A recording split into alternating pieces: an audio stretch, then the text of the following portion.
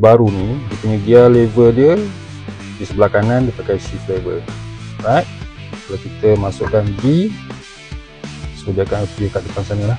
Kalau kita masuk reverse, so dia akan keluar gambar R kat sini. Okay, untuk S50 baru, untuk kita onkan dia punya auto hold, kita kena slide screen, lepas tu tekan auto hold.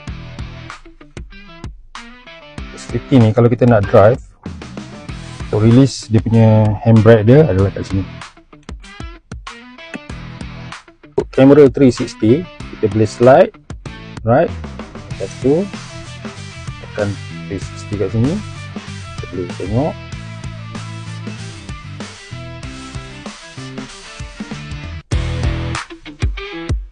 Okay. Function dia, at least kalau sebelum kita bergerak tu, kita tengok keadaan screen projector kita ada upload stiker tak alright. Kita adjust kita punya icon kat sini, kat screen kita boleh adjust kita punya lower dia sampai stiker.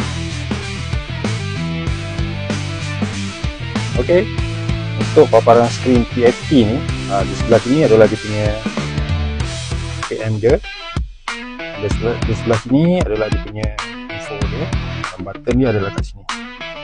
So bila saya ubah,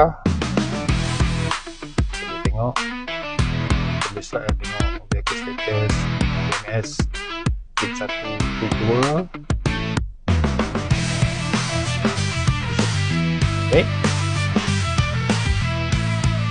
Ok, jangan lupa datang ke showroom kami untuk test drive S50 dan dapatkan maklumat berkenaan dengan S50 baru ni dengan features yang sangat advance dan sangat futuristik.